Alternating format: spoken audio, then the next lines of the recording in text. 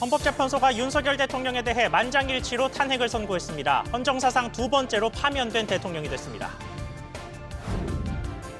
이번 파면으로 윤석열 대통령에 대한 모든 예우는 박탈되고 최소한의 경호 조치만 이뤄집니다. 스타 검사에서 탄핵 대통령이 된 윤석열 대통령의 정치 인생을 돌아봤습니다. 탄핵이 선고된 직후 헌법재판소 인근은 찬반 측 집회가 얽혀 극심한 혼란을 보이고 있습니다. 현장 상황과 국회 측 반응 짚어보겠습니다. 미국발 관세 충격이 뉴욕 증시를 비롯해 글로벌 금융시장을 강타했습니다. 장 초반 급락했던 국내 증시는 이내 상승 전환하는 등 변동성이 큰 모습을 보이고 있습니다. 정치 테마주는 선거 흐름과 함께 요동쳤습니다.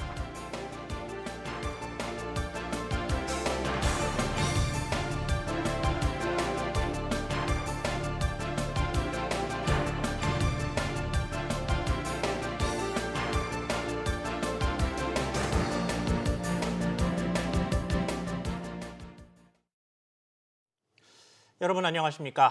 헌정사상 세 번째로 진행됐던 대통령의 탄핵 심판이 헌정사상 두 번째 파면으로 끝났습니다.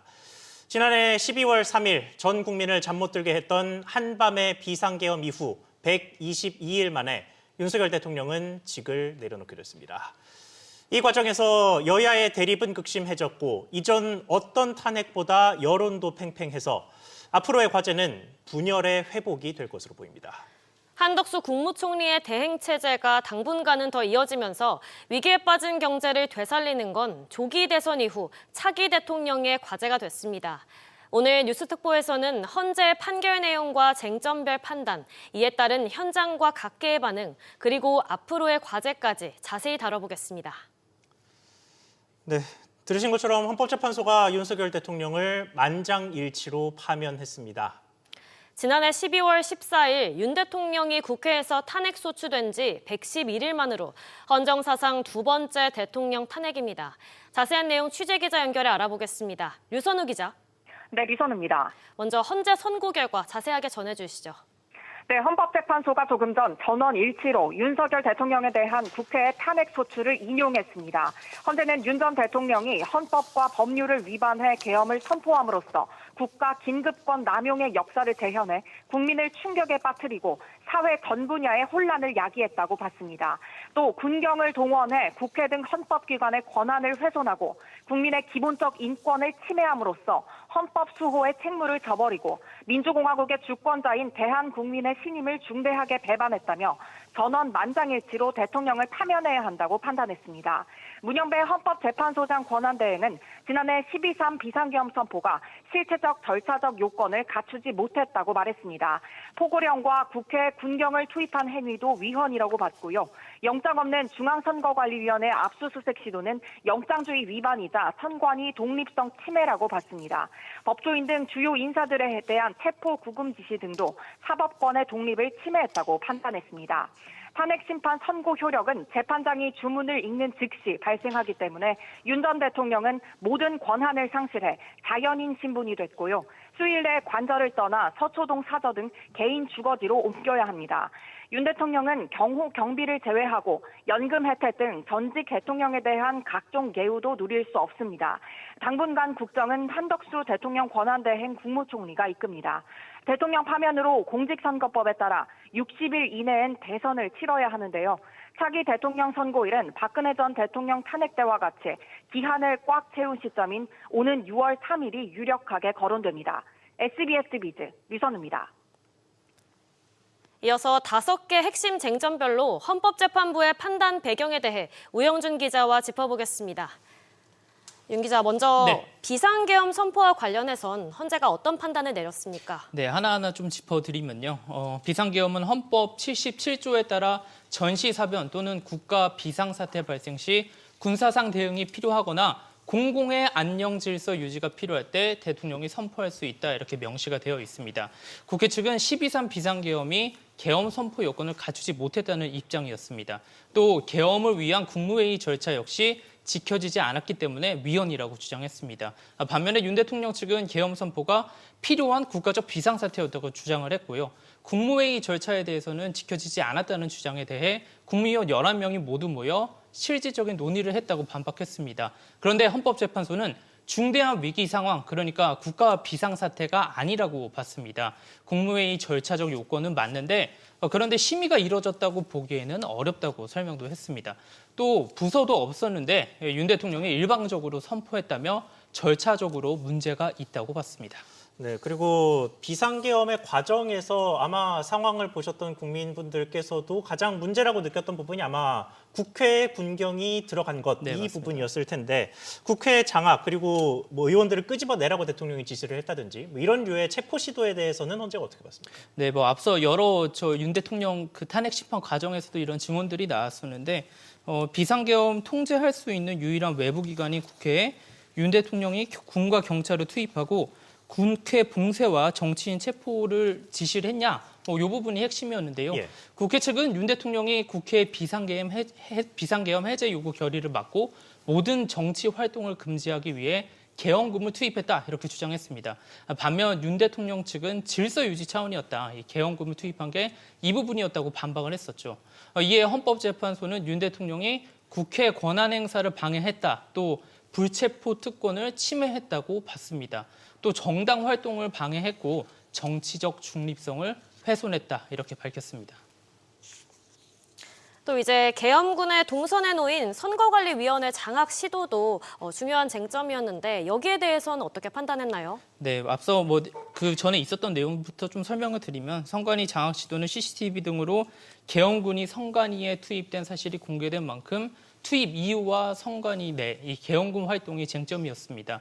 국회 측은 계엄군이 독립된 선거관리 기능을 침해했다고 주장을 했고 윤 대통령 측은 부정선거 의혹 확인하기 위해서였다고 계속 팽팽히 맞서고 있는 상황이었습니다. 이에 헌법재판소는 어떠한 의혹이 있다는 것만으로도 현실적으로 발생할 수 없는 일이라고 봤습니다. 또 보안 취약점도 선관위가 확인을 했고 보완하겠다고도 얘기를 했는데 이것 때문에 계엄 선포가 정당할 수는 없다 이렇게 밝혔습니다. 그리고 병력 동원에 대해서는 해결되는 사안이 아니다. 병력을 투입해가지고는 해결되는 게 아니라 호소용도 주장에 대해서는 이 부분이 계엄 선포 목적이 아니다 이렇게 강조했습니다. 네, 그리고 마지막 쟁점으로는 법조인 등 주요 인사에 대해서 명단을 불러주면서 체포 지시를 내렸다. 이 부분이 쟁점이 됐었는데 이에 대해서는 헌재가 어떻게 판단했습니까? 네, 앞서 국회 측은 홍장원 전 국정원 1차장이 작성한 정치인 체포 명단과 계엄 당일 윤 대통령과의 통화 내용을 근거로 윤 대통령이 체포 지시를 내렸다 이렇게 주장을 했습니다. 윤 대통령 측은 체포를 지시한 적이 없고 홍 전 차장 등과 관련자들의 진술이 바뀌는 점을 지적하며 계속해서 신빙성을 흔들어 왔습니다. 이에 헌법재판소는 법조인의 위치 확인 시도에 대해 언제든지 체포할 수 있다는 압력을 한 거라고 헌재는 봤습니다. 또 여인영 방첩사령관과 홍장원 전 국정원 1차장의 정치인 체포 목적에 대해선 사실상 사실로 인정했습니다. 따라서 헌재는 윤 대통령의 계엄 선포와 용납할 수 없는 중대한 법 위반이라고 판단했습니다. 탄핵 효과가 중요함으로써 피고인을 탄핵하는 이익이 더 크다고 본 겁니다. 네, 우 기자 잘 들었습니다. 헌법재판소의 탄핵 인용에 따라 윤 대통령은 즉시 파면됐습니다. 이제 혼란스러운 전국을 정리할 뿐만 아니라 대통령 조기 선거도 이루어져야 하는 상황인데요. 이후의 절차는 어떻게 되는지 취재기자 연결해서 자세히 알아보겠습니다. 이한나 기자. 네, 이한나입니다. 네, 일단 한덕수 권한대행 체제가 계속 이어지면서 한덕수 대행 중심으로 조치가 이루어지죠. 네, 그렇습니다. 한덕수 대통령 권한대행 국무총리는 이번 탄핵 인용에 따라 관계부처의 안보, 치안 유지와 재난관리를 위한 긴급 지시를 내리고 곧 대국민 메시지를 내거나 담화를 발표할 계획입니다. 메시지에는 국가 기능을 안정적으로 유지하겠다는 다짐과 더불어 탄핵 과정에서 불거진 보수, 진보 진영의 갈등 해소와 위기 극복을 위해 힘을 모으자는 호소가 담길 것으로 보입니다. 이후 국무위원 간담회나 임시국무회의, 국가안전보장회의를 열어 국무위원들에게 국가 위기 상황에도 흔들림 없는 국정 운영을 당부하고 한미 동맹 및 미국의 상호 관세 부과 등 외교, 안보, 통상 현안을 점검할 계획입니다. 네, 파면에 따라 조기 대선 국면에 진입했는데 언제쯤 대선이 이뤄질 것으로 보이나요? 네, 대통령 선거는 선거일로부터 60일 이내에 치러지는데요. 우선 산술적으로 계산해보면 6월 3일 이전인 5말 6초에 조기 대선이 열릴 것으로 전망됩니다. 지난 2017년 3월 10일 헌재가 박근혜 전 대통령을 파면 결정하면서 이 치러진 조기 대선 때는 선거 후 60일 만인 같은 해 5월 9일이 대선일이었고요. 이런 전례를 고려하면 60일 만인 6월 3일에 조기 대선이 열릴 가능성이 높아 보입니다. SBS 비즈 이한나입니다. 이렇게 윤석열 대통령에 대한 파면 선고가 나온 가운데 코스피는 오전 내내 위아래로 크게 출렁이는 모습을 보였습니다. 간밤 미국 상호 관세 충격에 급락한 뉴욕 증시도 우리 증시의 악재가 됐습니다. 엄하은 기자. 네, 엄하은입니다. 코스피가 상승과 하락을 반복하고 있군요. 코스피 지수는 오늘 오전 11시 30분 기준 전 거래일보다 1% 가까이 내린 2,460선에서 거래되고 있습니다. 기관과 개인이 6천억 원 사들이고 있지만 외국인이 7천억 원 넘게 팔면서 지수를 끌어내리고 있습니다. 윤석열 대통령의 탄핵 심판 선고에 따른 불확실성과 간밤 폭락한 뉴욕 증시 등이 영향을 미친 것으로 풀이됩니다.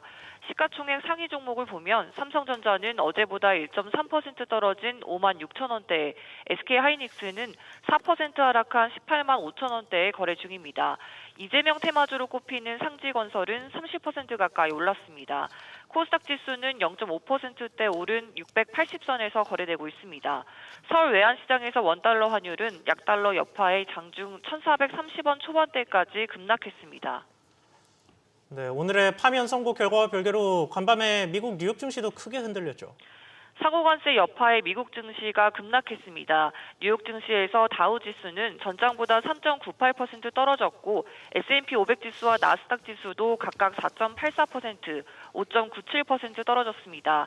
미국 증시에선 이날 하루에만 3조 1천억 달러 규모의 시가총액이 사라진 겁니다. 다우지수와 S&P 500 지수는 각각 2020년 6월 이후, 나스닥 종합지수는 2020년 3월 이후 가장 큰 폭으로 떨어졌습니다. 특히 애플은 핵심 제품인 아이폰을 대부분 중국에서 생산해 관세 정책의 영향을 크게 받을 것으로 예상되면서 9.25% 떨어졌습니다. SBS 비즈 엄하은입니다. 탄핵 심판 선고 직후 안국역 일대는 희비가 엇갈리고 있는데요. 경찰들은 자칫 몸싸움이 발생하지 않을지 비상경계를 이어가고 있습니다. 안국역 현장 나가 있는 취재기자 연결해 보겠습니다. 지용배 기자. 네, 지용배입니다. 네, 지금 현장 분위기가 어떻습니까? 네, 저는 지금 안국역 6번 출구에서 불과 몇십 미터 떨어진 곳에 나와 있는데요. 탄핵 심판 선고 직후 이곳 찬성측의 일대는 함성과 고함으로 가득 찼습니다. 헌재가 판결문을 낭독한 20여 분간 쟁점별로 윤 대통령의 주장이 받아들여지지 않을 때마다 환호가 이어지기도 했습니다.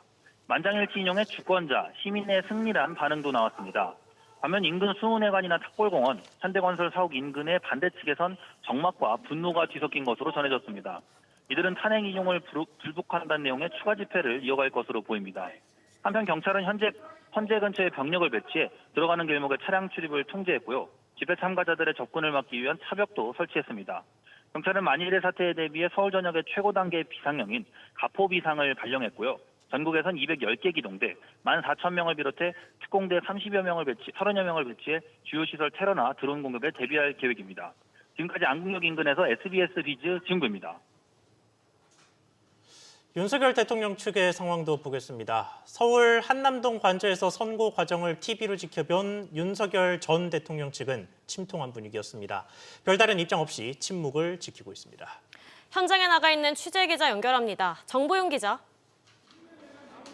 네, 한남동 관저 앞에 나와 있습니다. 윤 전 대통령 측에서 어떤 입장을 냈나요? 네, 아직 별다른 입장을 내지 않고 침묵을 이어가고 있습니다. 윤석열 대통령은 오늘 헌법재판소에 출석하지 않고 한남동 관저에서 생중계되는 선고를 지켜봤는데요. 탄핵이 인용된 만큼 조만간 관저를 떠나 서초동 사저로 복귀해야 합니다. 관저 앞에는 이른 아침부터 수천여 명의 지지자들이 모여 탄핵 기각에 목소리를 높였습니다. 선고가 진행되는 동안에는 숨죽이며 지켜봤는데요. 헌재가 탄핵을 인용하자마자 성난 고함과 함께 인정할 수 없다는 격양된 반응이 이어지고 있습니다. 한편 윤 대통령은 탄핵 심판과는 별도로 내란 혐의 수사가 진행 중입니다. 지금까지 한남동 관저 앞에서 SBS 비즈 정보윤입니다. 정치권과 경제계 반응도 살펴보겠습니다. 취재기자 연결합니다. 윤지혜 기자. 네, 윤지입니다. 여야 모두 탄핵 선고를 수용했죠. 네, 그렇습니다. 국회 측 탄핵소추위원인 정청래 법제사법위원장은 헌법재판소에 출석해 선고 직후 입장을 발표했습니다. 정청래 위원장은 현명한 역사적 판결이라고 말했습니다.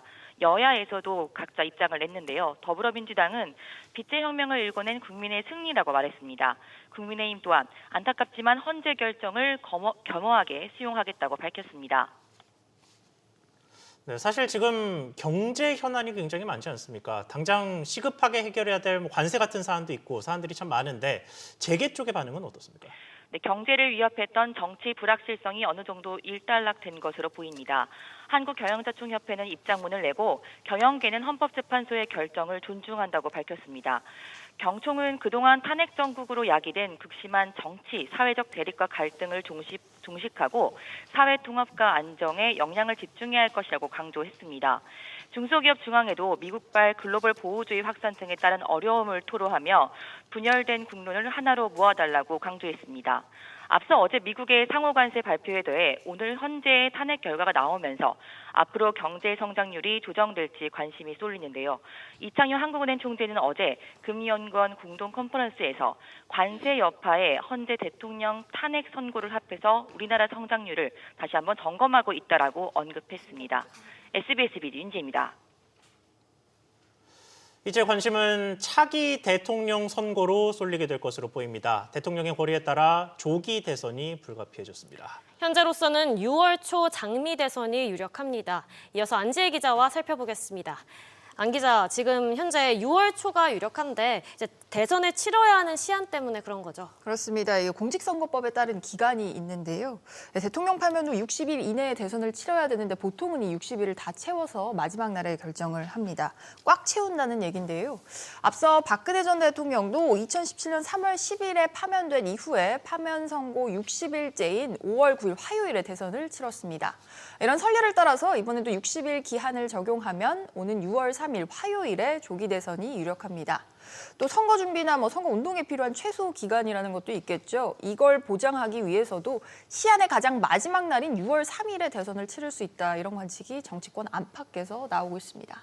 네, 사실 시한이 6월 3일이라는 거지 그 이전에 대선이 열리는 것도 물리적으로는 맞습니다. 가능하잖아요. 그렇다면 그 날짜는 누가 정합니까? 네, 그건 법적으로 대통령 권한대행이 정하게 돼 있는데요. 한덕수 대통령 권한대행 국무총리가 6월 3일 이내의 범위에서 정한 날이 곧 우리가 선거를 치르는 날이 됩니다. 늦어도 선거일 전 50일까지 선거일을 공지를 해야 되니까 이달 14일까지는 선거일을 정해서 알려야 합니다. 이어 정부 국무회의를 통해서 조기 대선일을 공휴일로 지정을 할 전망입니다. 그럼 이제 그 다음으로 각 당의 후보 등록도 있겠네요. 그렇습니다. 6월 3일에 22일 때 대선을 치르게 된다면요. 공직선거법에 따라서 5월 10일과 11일 이 양일에 걸쳐서 이틀간 후보자 등록을 받게 됩니다. 5월 12일부터 6월 2일까지 22일간 공식 선거 운동이 진행이 되고요. 대선에 출마하려는 지방자치단체장은 선거일 30일 전인 5월 4일 이전에는 사직을 해야 합니다. 사전투표 기간은 5월 29일과 30일 이틀간 진행될 전망입니다. 네, 그렇다면 차기 대통령이 누가 될 것인가 이 부분도 좀 전망을 해보죠. 양당에서 이제 후보를 정하게 될 텐데 예상되는 잠룡들은 누가 있습니까? 네, 벌써 많은 인물들의 이름이 거론이 되고 있죠. 각 당은 이르면 시간이 별로 없어서 이제 당장 다음 주부터 후보 선출을 위해서 당내 경선 준비에 들어갈 것으로 보이는데요. 예. 우선 국민의힘 같은 경우에는 김문수 고용노동부 장관과 오세훈 서울시장, 홍준표 대구시장, 한동훈 전 국민의힘 대표, 원희룡 전 국토교통부 장관 등이 당내 경선에 나설 것으로 전망됩니다. 이 밖에도 국민의힘 소속 광역단체장이나 중진 의원 등도 여러 대선 출마를 검토하고 있는 것으로 알려졌고요. 더불어민주당에서는 이재명 당대표뿐만 아니라 김동연 경기지사, 김부겸 전 총리, 김경수 전 경남지사 등의 경선 도전 가능성이 거론이 되고 있습니다. 하지만 여론조사 결과 등을 보면 사실상 이 대표가 대선 후보로 가장 유력한데요. 예. 이 대표는 당장 다음 주 초에 당대표직을 사퇴하고 경선에 나설 것이다. 이런 전망이 강력하게 나오고 있습니다. 네, 안 기자 잘 들었습니다. 탄핵으로 파면당한 대통령은 최소한의 경호를 제외한 대부분의 예우를 받지 못하게 됩니다. 특히 불소추 특권을 잃으면서 윤 전 대통령은 당장 검찰 수사부터 대비해야 할 처지입니다. 이어서 김기송 기자의 보도입니다. 전직 대통령에 대한 예우는 관련법에 따라 임기를 정상적으로 마친 대통령에게만 제공됩니다. 재직 중 탄핵을 당하거나 금고형 이상을 받을 경우 예우를 하지 않는다고 규정돼 있습니다. 이에 따라 앞으로 윤 전 대통령은 최소한의 경호와 경비만 제공받게 됩니다. 국가기밀을 다뤘다는 점에서 적절한 수준의 경호는 필요하다는 뜻에서입니다. 전 대통령들보다 5년 짧은 최장 10년 동안 경호 인력이 윤 전 대통령을 지킵니다. 현행법상 가능한 윤 전 대통령에 대한 예우는 여기까지입니다. 월 1,300만 원 수준의 연금을 받지 못하며 비서관 3명과 운전기사도 지원받지 못합니다. 정부 차원의 기념사업 지원도 통신비나 병원비도 없습니다. 사후 국립현충원 안장 자격도 사라지고 국가공무원법에 따라 향후 5년간 공직에 나갈 수도 없습니다. 앞서 지난 2017년 박근혜 전 대통령도 탄핵으로 이러한 예우를 모두 박탈당했습니다. 현재 전직 대통령 예우는 문재인 전 대통령만 받고 있습니다. 헌법상 현직 대통령에게 보장되는 형사상 불소추 특권도 사라지면서 윤 전 대통령을 향한 수사가 속도를 낼 것이란 관측도 나옵니다. SBS 비즈 김기송입니다. 탄핵 심판 선고를 앞두고 외신들의 관심도 뜨거웠는데요. 주요 외신들 역시 파면 결정을 긴급 속보로 타전했습니다. 신채연 기자. 네, 신채원입니다. 구체적으로 어떤 내용이 나오고 있습니까? 네, AP통신은 탄핵 심판 선고 직후 헌법재판소가 윤석열 대통령을 직위에서 해임했다며 이는 계엄령을 선포하고 국회에 군대를 파견하는 등 한국 전체를 혼란에 빠뜨린 지 4개월 만이라고 보도했습니다. 로이터는 계엄령 선포로 수십 년 만에 최악의 정치 위기를 촉발하고 시장을 뒤흔든 윤 대통령이 파면됐다고 전했습니다. 그러면서 이 사건으로 보수와 진보 간의 깊은 사회적 갈등이 더욱 드러났다고 진단했는데요. 로이터는 윤 대통령의 지지자들이 법원의 판결을 받아들일지 아니면 거리 시위를 계속할지는 불확실하다면서 정치적 혼란이 지속될 수 있다고 내다봤습니다. 미국 뉴욕타임즈와 일본 NHK, 영국 BBC도 헌법재판소의 발언을 실시간으로 전하며 지난해 비상계엄 사태와 탄핵 소추에 대해 조명했습니다. NHK는 이번 대통령 파면 결정이 2017년 박근혜 전 대통령 파면 이후 두 번째라고 강조했고 뉴욕타임즈는 서울역 대합실 상황을 전하며 파면 발표 직후 시민들 사이에서 환희와 박수 소리가 터져나왔다고 전했습니다. BBC는 윤석열 전 대통령이 즉시 대통령 직위에서 물러났다며 곧 60일 안에 대통령 보궐선거가 열린다고 전했습니다. SBS 비즈 신채원입니다. 이런 가운데 나라 밖 상황은 우리나라의 탄핵 선고와 별개로 극심한 혼란에 빠져 있는 모습입니다. 미국 도널드 트럼프 대통령의 상호 관세 폭탄이 글로벌 금융시장을 강타한 가운데 트럼프 대통령이 이번에는 반도체와 의약품에 대한 관세도 곧 부과하겠다고 밝혔습니다. 캐나다는 트럼프 행정부의 자동차 관세에 보복 관세로 맞대응에 나섰습니다. 김한진 기자. 네, 김한진입니다. 상호 관세 발표 하루 만에 트럼프 대통령이 품목별 관세를 추가로 언급했네요. 그렇습니다. 트럼프 대통령이 마이애미로 이동하는 전용기 에어포스원에서 기자들과 만나 반도체에 대한 관세 부과를 곧 시작할 것이라고 말했습니다. 의약품 관세도 검토 중이고 곧 발표하겠다고 설명했습니다. 이에 따라 현지 시간 2일 발표된 상호 관세에 가중 적용되지 않고 개별 관세만 부과될 품목들로는 구리와 목재 등이 남았습니다. 이런 가운데 트럼프 대통령이 상호 관세를 발표할 때 들고 있던 패널에는 우리나라 부과 상호 관세가 25%로 표시가 됐었는데 행정명령 부속서에는 26%로 기재가 돼 뭐가 맞는지 논란이 일었었는데요. 백악관이 부속서에 25% 부과로 수정하고 우리 정부에도 확인을 해주면서 최종 25%로 확정됐습니다. 또 트럼프 대통령은 미국 주식시장 폭락에 대해서 미국 경제가 관세로 수수를 받고 회복 중이라며 7조 달러가 유입돼 미국이 붐을 일으킬 것이라고 강조했습니다. 자, 그리고 캐나다는 보복 관세로 맞불을 놨죠. 네, 마크 카니 캐나다 총리가 트럼프 대통령의 25% 자동차 관세에 대응해 미국에서 수입하는 차량에 똑같은 25% 보복 관세를 부과하겠다고 말했습니다. 현지 시간 3일 카니 총리는 기자회견에서 트럼프 대통령의 행동은 부당하고 정당화되지 않는다고 질타하면서 이런 조치를 밝혔는데요. 그러면서 미국이 신뢰와 상호 존중으로 동맹을 강화하고 자유무역을 옹호했던 시기는 이제 끝났다고 지적했습니다. 프랑스에서는 마크롱 대통령이 20% 상호 관세를 부과받게 된 EU의 기업들에게 당분간 미국 투자를 중단할 것을 요청했습니다. SBS 비즈 김한진입니다. 초유의 대통령 탄핵으로 정상 외교 없는 무역 장벽 대응은 어쩔 수 없이 더 길어질 전망입니다. 거센 통상 압박에 우리 기업과 경제는 말 그대로 사면 초과 상태에 놓였습니다.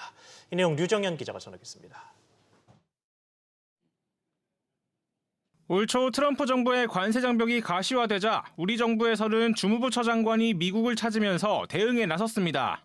지난주에 그 통상교섭 본부장이 와서 이제 여러 가지 USTR 배치를 한 게 있는데 거기에 지금 그 기반으로 해서 추가적으로 저희가 설명을 하고.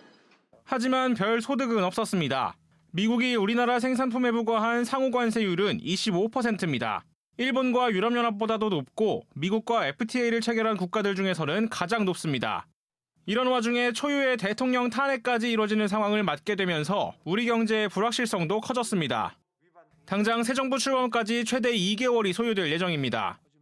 미국이 반도체와 의약품에 대한 추가 관세 발표도 예정해둔 상황이라 불확실성은 아직 끝나지 않았습니다. 아무래도 정상 간의 대화를 할 수 있으면 서로 도움이 되겠죠. 대미 수출의 비중이 높은 품목, 자동차, 철강, 반도체 이런 품목에 관세율을 좀 낮추도록 그렇게 협상해야 되겠죠. 계엄과 탄핵 정국으로 통상 대응 골든타임을 이미 놓쳐버린 만큼 새 정부의 부담은 그 어느 때보다 무거워질 수밖에 없습니다. SBS 비즈 유정현입니다.